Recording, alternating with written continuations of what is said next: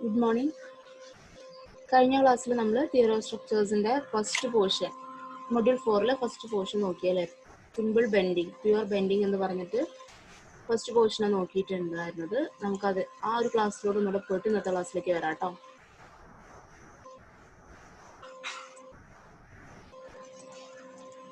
Okay, എന്തായിരുന്നു simple bending? അവിടെ shear force ഇല്ല. ഒരു ബീം ബെൻഡ് ചെയ്യുന്നത് ഫെയിലിയർ ആവുന്ന രണ്ട് രീതിയിലാന്ന് പറഞ്ഞിട്ടുണ്ടായിരുന്നു. ഷിയർ ഫെയിലിയർ ഉണ്ടാകും, അതുപോലെ തന്നെ ബെൻഡിങ് ഫെയിലിയർ ഉണ്ടായിരിക്കും. അപ്പോൾ ഒരു ബീം നമ്മൾ എടുക്കുകയാണെന്നുണ്ടെങ്കിൽ അതിൽ ഷിയർ ഫോഴ്സ് ഒന്നും ആക്ട് ചെയ്യുന്നില്ല, ബെൻഡിങ് മാത്രം, ബെൻഡിങ് മൊമെന്റ് മാത്രമേ അവിടെ ആക്ട് ചെയ്യുന്നുള്ളൂ. ആ ഒരു കേസിനെയാണ് നമ്മൾ പ്യുവർ ബെൻഡിങ് അല്ലെങ്കിൽ സിമ്പിൾ ബെൻഡിങ് എന്ന് പറഞ്ഞിരുന്നത്. രണ്ട് രീതിയിലാണ് ഒരു ബീം ബെൻഡ് ചെയ്തിരുന്നത്, സാഗിങ് ആൻഡ് ഹോഗിങ്. സാഗിങ് ആണ് എന്നുണ്ടെങ്കിൽ ഏറ്റവും താഴെയുള്ള ലെയറിൽ ടെൻഷനാണ് ഉണ്ടാകുന്നത്, ഒരു വലിവാണ് അവിടെ ഫീൽ ചെയ്യുന്നത് അല്ലെ, സോ അവിടെ ടെൻഷനാണ്. ഏറ്റവും മുകളിലെ ഫൈബറിൽ കംപ്രഷനാണ്. അതുപോലെ തന്നെ ഹോഗിങ് എടുക്കുകയാണെങ്കിലും താഴെയുള്ള ലെയറിലാണ് കംപ്രഷൻ, മുകളിലുള്ള ഫൈബറിൽ ഒരു ടെൻഷൻ വലിവാണ് ഫീൽ ചെയ്യുന്നത്, സോ അവിടെ ടെൻഷനാണ്. അപ്പോൾ ഇവിടെ സാഗിങ് എടുക്കുകയാണെന്നുണ്ടെങ്കിൽ താഴെ ടെൻഷൻ, അങ്ങനെ അതിന് തൊട്ട് മുകളിലുള്ള ടെൻഷൻ, അങ്ങനെ വന്ന് ഏറ്റവും മുകളിലത്തെ ഫൈബറിൽ എത്തിക്കഴിഞ്ഞിട്ടുണ്ടെങ്കിൽ അവിടെ കംപ്രഷനാണ് ആക്ട് ചെയ്യുന്നത്. അതായത് ഒരു ലെയർ, നമ്മുടെ ബീം എന്ന് പറഞ്ഞിട്ടുണ്ടെങ്കിൽ ഒരുപാട് ഫൈബേഴ്സ് ചേർന്നതാണ്, അതിന് നമ്മൾ ലെയർ ആയിട്ടാണ് കൺസിഡർ ചെയ്യാറുള്ളത്. അപ്പൊ സാഗിങ്ങിന്റെ കേസിൽ ഏറ്റവും താഴെയുള്ള ഫൈബേഴ്സ് ബെൻഡ് ചെയ്യുന്ന സമയത്ത് ഏറ്റവും താഴെയുള്ള ഫൈബേഴ്സ് ഇലോങ്ങേറ്റ് ചെയ്യാനാണ് ശ്രമിക്കുന്നത്, അതുകൊണ്ടാണ് നമ്മൾ ടെൻസൈൽ ഫോഴ്സ് ആണ് ആക്ട് ചെയ്യുന്നതെന്ന് പറയുന്നത്.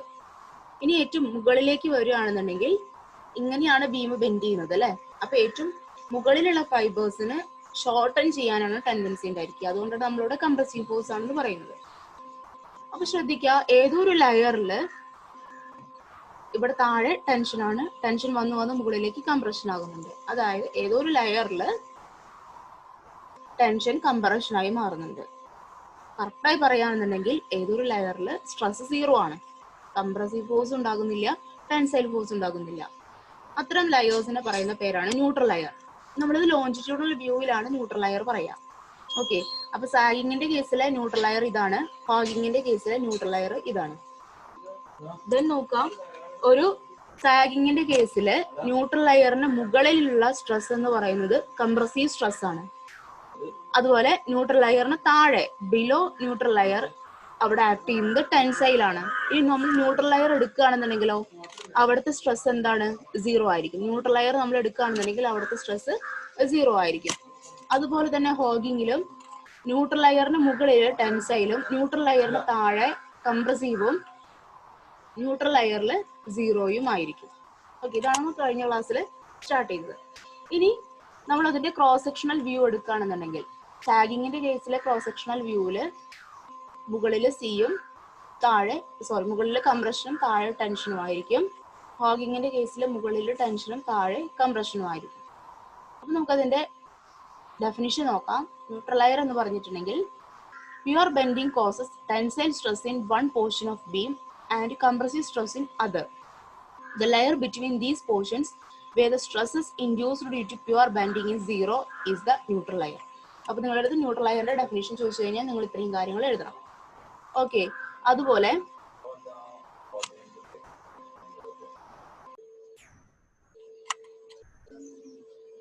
ന്യൂട്രൽ ആക്സിസ് എന്ന് പറഞ്ഞാൽ trace of neutral layer on the cross section is neutral axis. നമ്മൾ ന്യൂട്രൽ ലെയർ എന്ന് പറയുമ്പോൾ അതിന്റെ ലോഞ്ചിറ്റ്യൂഡിനൽ വ്യൂവിലാണ് അല്ലെ, പക്ഷെ ന്യൂട്രൽ ആക്സിസ് എന്ന് പറയുന്നത് നമ്മുടെ ക്രോസ് സെക്ഷണൽ വ്യൂവിലാണ് നമ്മൾ പറയാം. The neutral axis of a section will always pass through a centroid of that section. സെൻട്രോഡിലൂടെ ആയിരിക്കും ന്യൂട്രൽ ആക്സിസ് എല്ലായ്പ്പോഴും പാസ് ചെയ്യുന്നത്. Then theory of simple bending, കുറച്ച് അസംഷൻസ് ഉണ്ടായിരുന്നു. എന്തൊക്കെയായിരുന്നു അസംഷൻസ് നോക്കാം. Beam is subjected to pure bending free from shear force. Pure bending മാത്രമായിരിക്കും, shear force ഉണ്ടായിരിക്കില്ല. മെറ്റീരിയൽ എന്ന് പറയുന്നത് ഹോമോജീനിയസ് ആണ്, ഐസോട്രോപിക് ആണ്. പിന്നെ each longitudinal fibre is free to expand or contract independently. ഓരോ ഫൈബറും ഇൻഡിവിജ്വൽ ആണ്, ഇൻഡിപെൻഡന്റ് ആയിട്ട് എക്സ്പാൻഡ് ചെയ്യാനും കോൺട്രാക്ട് ചെയ്യാനും സാധിക്കും. അതുപോലെ തന്നെ ടെൻഷനിലായാലും കംപ്രഷനിലായാലും ബീമിന്റെ യങ്സ് മോഡുലസ് സെയിം ആയിരിക്കും. സ്ട്രെസ്സസ് എല്ലാം വിത്തിൻ ഇലാസ്റ്റിക് ലിമിറ്റ് ആയിരിക്കും. അതുപോലെ ആഫ്റ്റർ ബെൻഡിങ്ങും ബിഫോർ ബെൻഡിങ്ങും പ്ലെയിൻ ആയിട്ടുള്ള സെക്ഷൻ പ്ലെയിൻ ആയിട്ട് തന്നെ റിമെയിൻ ചെയ്യും. ഡെപ്ത് ഓഫ് ബീം കമ്പയർ ചെയ്യുകയാണെങ്കിൽ radius of curvature is very very large. ഇത്രയായിരുന്നു തിയറി ഓഫ് സിമ്പിൾ ബെൻഡിങ്ങിന്റെ അസംഷൻസ്. അതിനുശേഷം നമ്മൾ ഡെറിവേഷനിലേക്ക് കടന്നു. ഡെറിവേഷനിലേക്ക് ഞാൻ ഡീപ്പായിട്ടൊന്നും പോകുന്നില്ല കേട്ടോ. ജസ്റ്റ് നമ്മൾ ആദ്യം എന്ത് ചെയ്തു, E F is equal to E dash F is equal to E dash F dash is equal to R phi എന്ന് എഴുതി. ദെൻ ജി എച്ചിന്റെ സ്ട്രെയിൻ കണ്ടുപിടിച്ചു, അതായത് G dash H dash minus G H by G H. Okay, അത് നമുക്ക് G H is equal to E F എന്ന് എഴുതാം, അതായത് ആർ ഫൈ എന്ന് എഴുതാം. ജി ഡാഷ് എച്ച് ഡാഷിനെ നമുക്ക് ആഫ്റ്റർ ബെൻഡിങ് എടുക്കുകയാണെങ്കിൽ R plus Y into five എന്ന് എഴുതാം. അത് നമ്മൾ ഇക്വേഷനിൽ സബ്സ്റ്റിറ്റ്യൂട്ട് ചെയ്യുകയാണെങ്കിൽ നമുക്കതിനെ strain is equal to Y by R എന്ന് കിട്ടും. അതായത് സ്ട്രെയിൻ എന്ന് പറയുന്നത് സ്ട്രെസ് ബൈ യങ്സ് മോഡുലസ് ആണ്. അപ്പോൾ സ്ട്രെസ് എന്ന് പറഞ്ഞാൽ F by E is equal to Y by R എന്ന് എഴുതാം. അതിനൊന്ന് റീഅറേഞ്ച് ചെയ്തിട്ട് F by Y is equal to E by R എന്ന് എഴുതി. ഇനി നോക്കാം നമുക്ക് ഫോഴ്സ് എന്താണെന്ന്. ഇതിൽ നിന്ന് stress is equal to E Y by R എന്ന് എഴുതി വെക്കാം. But force is stress into area. Stress നമുക്ക് ഇവിടെ കിട്ടി E Y by R into area. Then moment എന്ന് പറയുന്നത് force into liver R, that means ആ ഡിസ്റ്റൻസ്, അതായത് E Y by R into delta A into Y. അപ്പൊ നമുക്ക് moment is equal to E by R into delta A into Y square ഒന്ന് rearrange ചെയ്ത് എഴുതി. അതിൽ delta A into Y square is നമുക്കറിയാം, നമ്മൾ മുന്നേ പഠിച്ചിട്ടുണ്ട്, മൊമെന്റ് ഓഫ് ഇനർഷ്യ ഐ. അപ്പോൾ M is equal to E by R into I എന്ന് എഴുതി. അതിനൊന്ന് അറേഞ്ച് ചെയ്ത് M by I is equal to E by R എന്ന് എഴുതി. Equation number 4. ഇനി 3ഉം 4ഉം ഇക്വേഷൻ വെച്ച് നമുക്ക് എഴുതാം. M by I is equal to E by R is equal to F by Y. ഇതാണ് ബെൻഡിങ് ഇക്വേഷൻ എന്നറിയപ്പെടുന്നത്. Okay, this is known as bending equation. അതിൽ എം എന്ന് പറഞ്ഞു കഴിഞ്ഞാൽ bending moment, I is moment of inertia, F is the bending stress, y is the distance of fiber from neutral axis. നമ്മൾ consider ചെയ്യുന്ന ഫൈബറിലേക്ക് neutral ആക്സിസിൽ നിന്നുള്ള distance ആണ് y. E എന്ന് പറഞ്ഞിട്ടുണ്ടെങ്കിൽ യങ്സ് മോഡുലസ്, R എന്ന് പറഞ്ഞിട്ടുണ്ടെങ്കിൽ ഇത് ഈ കാണുന്ന റേഡിയസ് ഓഫ് കർവേച്ചർ. ഓക്കെ, ഇത്രയാണ് നമ്മൾ കഴിഞ്ഞ ക്ലാസ്സിൽ എടുത്തിട്ടുണ്ടായിരുന്നത് അല്ലേ. ദെൻ ഇനി നമ്മൾ എടുക്കുന്നത് bending stress and bending moment. അപ്പൊ തൊട്ട് മുന്നത്തെ ക്ലാസ്സിൽ നമ്മൾ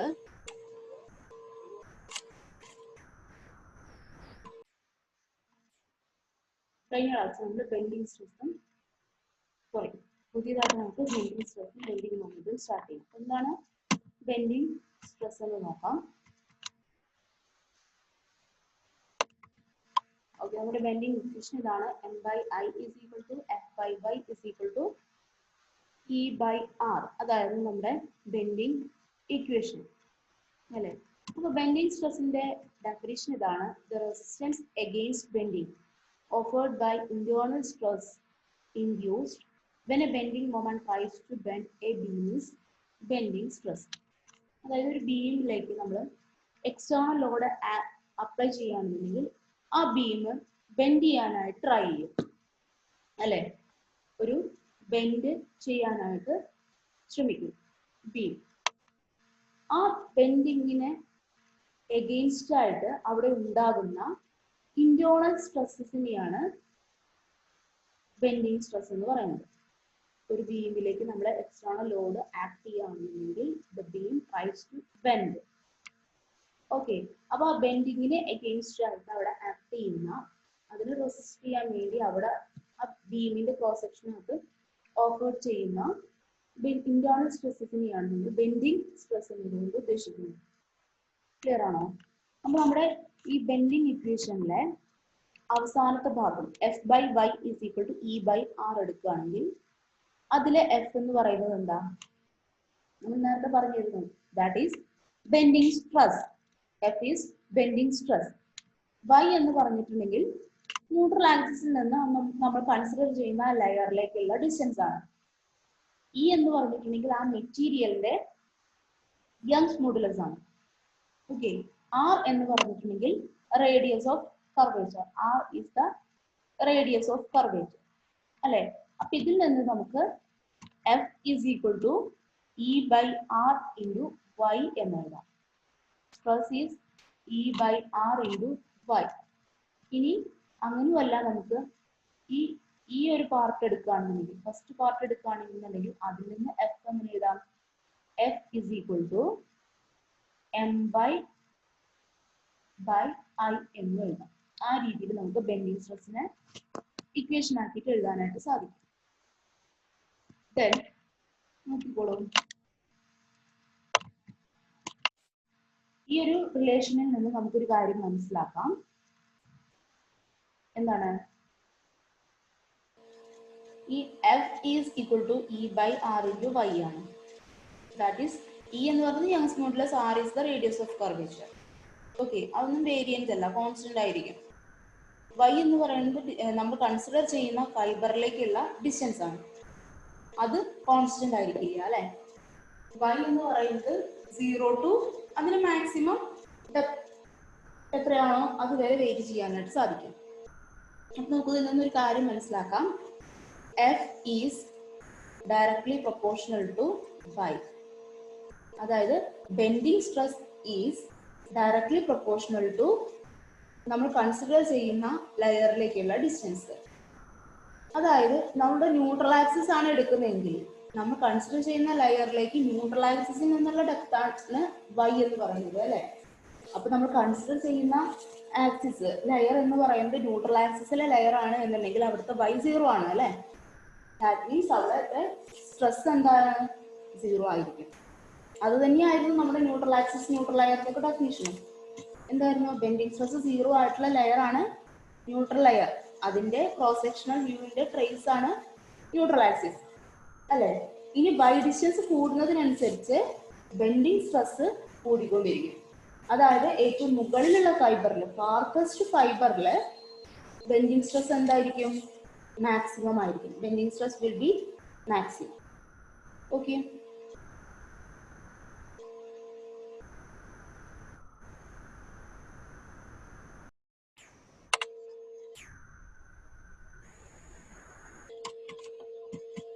നെക്സ്റ്റ് നമുക്ക് എന്താണ് ബെൻഡിങ് മൊമെന്റ് എന്ന് നോക്കാം. അപ്പോൾ ബെൻഡിങ് മൊമെന്റിന്റെ ഡെഫിനിഷൻ നോക്കാം. ഈ പ്യുവർ ബെൻഡിങ്ങിന്റെ കേസിൽ due to pure bending compressive stresses are developed on fibers above neutral axis and tensile stresses on fibers which are below neutral axis. Okay, അപ്പോൾ ബെൻഡ് ചെയ്യുന്ന കാരണം ന്യൂട്രൽ ആക്സിസിന്റെ മുകളില് കംപ്രസീവ് സ്ട്രെസ്സും ന്യൂട്രൽ ആക്സിസിന് താഴെ ടെൻസൈൽ സ്ട്രെസ്സും ഉണ്ടാവും നമ്മൾ പറഞ്ഞു അല്ലെ. ന്യൂട്രൽ ആക്സിസിന് മുകളില് കംപ്രസീവ് സ്ട്രെസ്സും ന്യൂട്രൽ ആക്സിസിന് താഴെ ടെൻസൈൽ സ്ട്രെസ്സും ഉണ്ടാകുന്നുണ്ടെന്ന് പറഞ്ഞു. അപ്പൊ ഈ സ്ട്രെസ്സസ് കാരണം ഒരു ഫോഴ്സ് ഉണ്ടാവും. നമുക്കറിയാം ഫോഴ്സ് എന്ന് പറഞ്ഞിട്ടുണ്ടെങ്കിൽ സ്ട്രെസ് ഇൻറ്റു ഏരിയ ആണ് അല്ലെ. That is stress is equal to force by area. Okay, അപ്പൊ force is equal to stress into area ചെയ്ത് കഴിഞ്ഞാൽ നമുക്ക് എന്ത് കിട്ടും? ഫോഴ്സസ് കിട്ടും. അപ്പൊ ഈ ഫോഴ്സസ് കാരണം അപ്പോൾ സ്ട്രെസ് ഉണ്ടായി, സ്ട്രെസ്സസിനെ നമുക്ക് ഫോഴ്സസ് ആയിട്ട് കൺവേർട്ട് ചെയ്യാം. അപ്പൊ ആ ഫോഴ്സസ് കാരണം എന്തുണ്ടാകുന്നുണ്ട്? ഒരു മൊമെന്റ് ഉണ്ടാകുന്നുണ്ട് about neutral axis. About neutral axis നമുക്ക് ആ ഫോഴ്സസിന്റെ മൊമെന്റുകൾ കണ്ടുപിടിക്കാം. ഓക്കെ, ആ മൊമെന്റുകളുടെ ടോട്ടൽ സമ്മിനെയാണ് ബെൻഡിങ് മൊമെന്റ് എന്ന് പറയുന്നത്. ഫോർ എക്സാമ്പിൾ ആയിട്ട് ഇവിടെ നോക്കാം. ഒരു പർട്ടിക്കുലർ ക്രോസ് സെക്ഷൻ ഉള്ളൊരു ബോഡിയാണ് എന്ന് വിചാരിക്കുക, NA. ഇതാണ് അതിന്റെ ന്യൂട്രൽ ആക്സിസ്. അപ്പോൾ ഈ ന്യൂട്രൽ ആക്സിസിന്റെ മുകളിൽ അതിന് എന്താണ് ഉണ്ടാകുക എന്നാണ് പറഞ്ഞത്?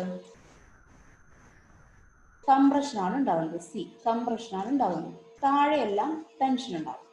അപ്പൊ ഞാൻ ഇതിന്റെ ബെൻഡിങ് സ്ട്രെസ്സിന്റെ ഡിസ്ട്രിബ്യൂഷൻ വരയ്ക്കുകയാണെന്ന് വിചാരിക്കും. ബെൻഡിങ് സ്ട്രെസ് ഡിസ്ട്രിബ്യൂഷൻ വരയ്ക്കുകയാണെന്ന് വിചാരിക്കും. അപ്പോൾ ബെൻഡിങ് സ്ട്രെസ് ഡിസ്ട്രിബ്യൂഷൻ വരയ്ക്കുകയാണെന്നുണ്ടെങ്കിൽ ന്യൂട്രൽ ആക്സിസിൽ എന്തായാലും 0 ആയിരിക്കും. അപ്പൊ ന്യൂട്രൽ ആക്സിസിൽ 0 ആയിരിക്കും. അതിന്റെ കംപ്രഷന്റെ വേരിയേഷൻ ഇതുപോലെ ആയിരിക്കും. ഓക്കെ, കംപ്രഷന്റെ വേരിയേഷൻ ഇതുപോലെ ആയിരിക്കും. ഇനി ടെൻഷൻ എടുക്കുകയാണെന്നുണ്ടെങ്കിൽ ഇതുപോലെ ആയിരിക്കും അതിന്റെ വേരിയേഷൻ ഉണ്ടാകുക. ടെൻഷൻ എടുക്കുകയാണെങ്കിൽ ഇങ്ങനെയായിരിക്കും അതിന്റെ വേരിയേഷൻ ഉണ്ടാകുക. ഓക്കെ, ഇത് കംപ്രഷൻ ആണ്, ഇത് ടെൻഷനാണ്. അപ്പൊ ഈ കംപ്രസീവ് സ്ട്രെസ്സും ടെൻസൈൽ സ്ട്രെസ് കാരണം നമുക്കൊരു ഫോഴ്സ് അവിടെ നിന്ന് കണ്ടുപിടിക്കാം. എങ്ങനെ? ഈ സ്ട്രെസ് ഇൻറ്റു ഏരിയ, ഈ ഒരു ഭാഗത്തിന്റെ ഏരിയ, സ്ട്രെസ് ഇൻറ്റു ഏരിയ ചെയ്ത് കഴിഞ്ഞാൽ നമുക്ക് ഫോഴ്സ് കിട്ടില്ലേ? അതായത് കംപ്രസീവ് സ്ട്രെസ് ഇൻറ്റു ഏരിയ ചെയ്ത് കഴിഞ്ഞാൽ നമുക്കൊരു ഫോഴ്സ് കിട്ടും. അതുപോലെ ടെൻസൈൽ സ്ട്രെസ് ഇൻറ്റു ഏരിയ നമുക്ക് ചെയ്ത് കഴിഞ്ഞാൽ ടെൻസൈൽ ഫോഴ്സ് കിട്ടും. ഓക്കെ, ഇനി ആ ഫോഴ്സുകൾക്ക് ഒരു മൊമെന്റ് എബൌട്ട് ന്യൂട്രൽ ആക്സിസ്. ഇപ്പൊ ഫോഴ്സ് കിട്ടിയല്ലോ, ആ ഫോഴ്സ് ഇൻറ്റു ഈ ഡിസ്റ്റൻസ് ചെയ്യുകയാണെന്നുണ്ടെങ്കിൽ നമുക്ക് എന്ത് കിട്ടും? മൊമെന്റ് കിട്ടും. അതുപോലെ തന്നെ ഈ ടെൻസൈൽ ഫോഴ്സ് ഇൻറ്റു ഈ ഡിസ്റ്റൻസ് ചെയ്യുകയാണെങ്കിൽ മൊമെന്റ് കിട്ടും. അപ്പൊ ഈ ടെൻസൈൽ ഫോഴ്സിന്റെ മൊമെന്റും കംപ്രസീവ് ഫോഴ്സിന്റെ മൊമെന്റിന്റെയും കൂടെ സം എടുക്കുകയാണെന്നുണ്ടെങ്കിൽ അതിനെയാണ് ബെൻഡിങ് മൊമെന്റ് എന്ന് പറയുന്നത്. അതിനെയാണ് ബെൻഡിങ് മൊമെന്റ് എന്ന് പറയുന്നത്.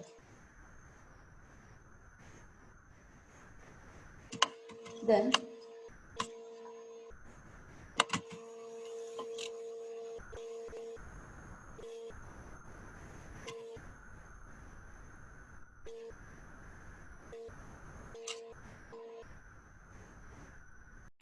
തെറ്റി പറഞ്ഞതാണ് കേട്ടോ, ഇത് ബെൻഡിങ് മൊമെന്റ് ആയിരിക്കില്ല, ബെൻഡിങ് മൊമെന്റ് ഓഫ് റെസിസ്റ്റൻസ് ആണ്.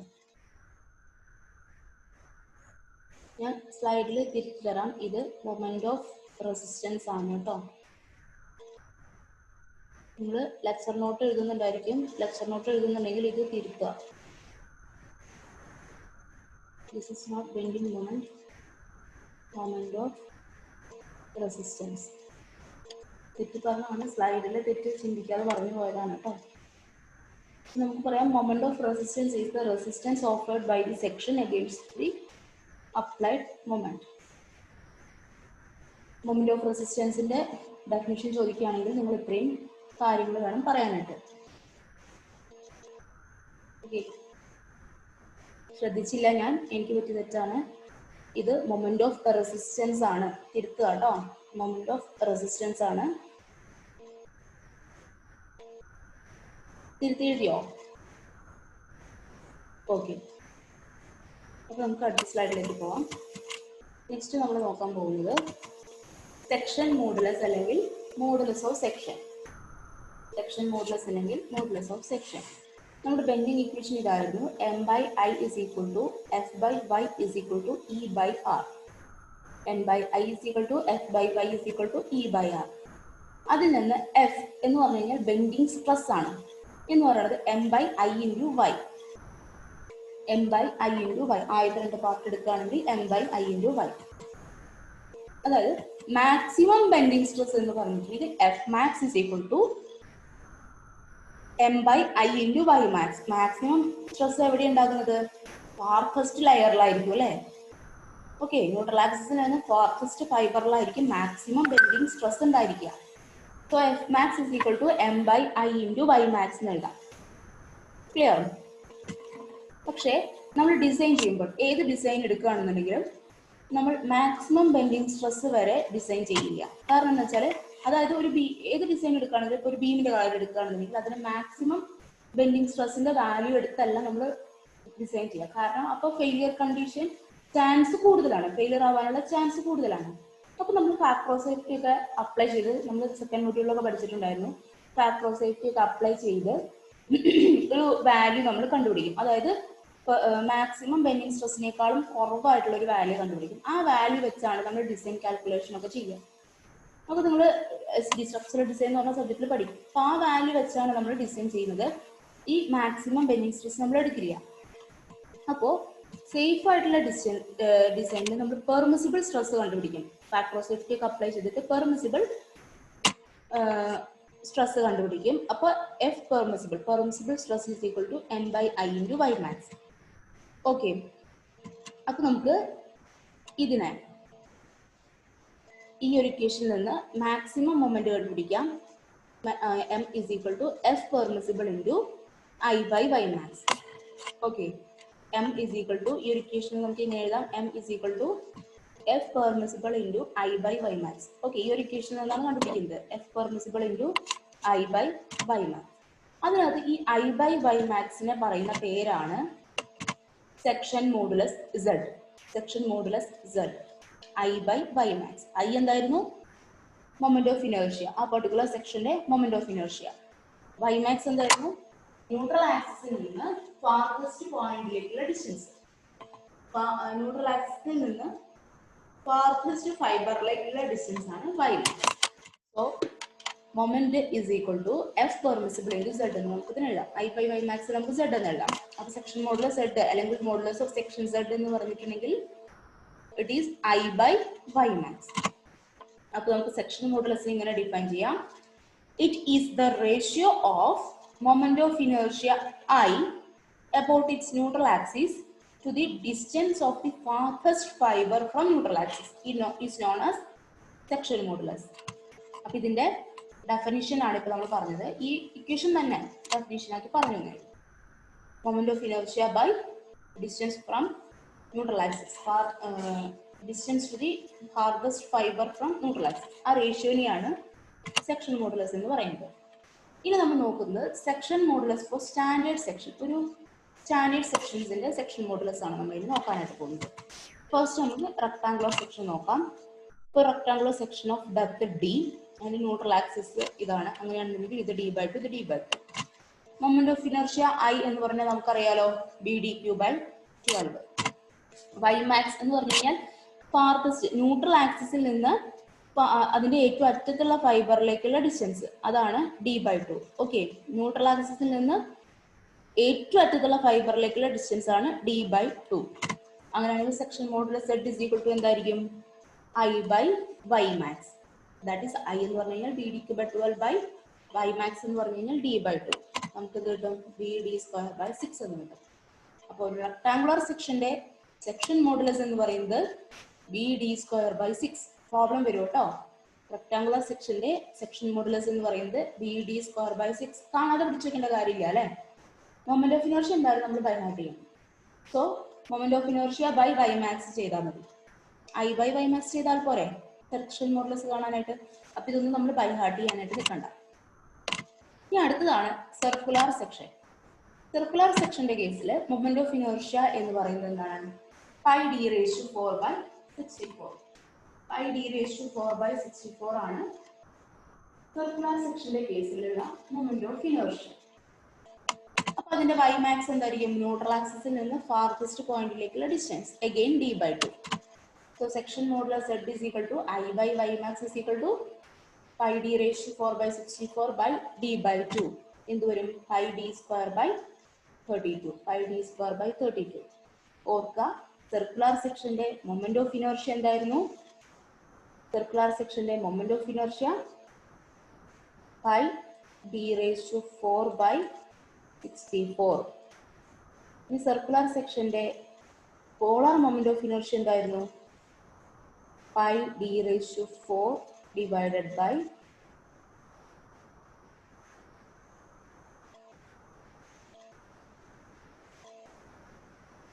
32. അതുപോലെ പോളാർ മൊമെന്റ് സെക്ഷൻ മോഡുലസ് എന്ത് വരും? πd⁴/64/d/2. πd³ വരും അല്ലെ. πd³/32 കേട്ടോ. πd³/32.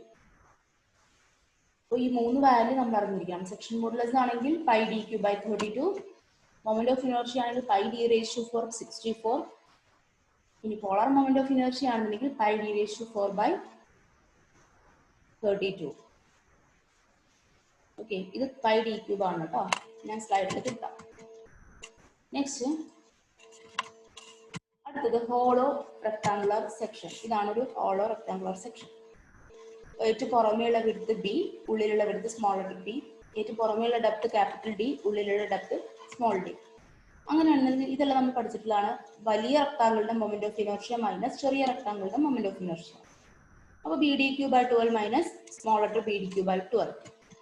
Ymax എന്ന് പറയുന്നത് ഏറ്റവും പുറമേയുള്ള ഫൈബറിലേക്ക് ഉള്ളതായതുകൊണ്ട് ക്യാപിറ്റൽ d/2 ആണ് Ymax വരിക. അപ്പൊ സെക്ഷൻ മോഡുലസ് എന്ത് വരും? I/Ymax.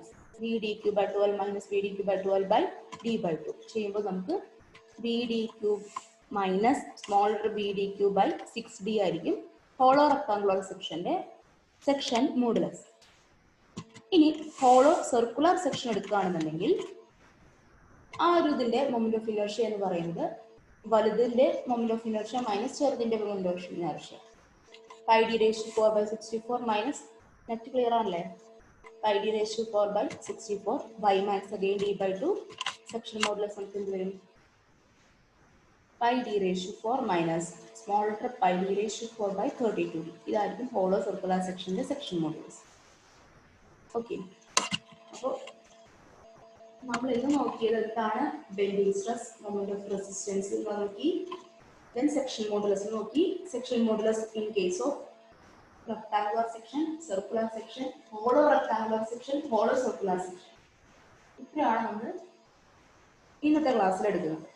ഓക്കെ, ഇനി പ്രോബ്ലംസ് ആണ്, അത് നമുക്ക് നെക്സ്റ്റ് ക്ലാസ്സിൽ എടുക്കാം. Okay, thank you.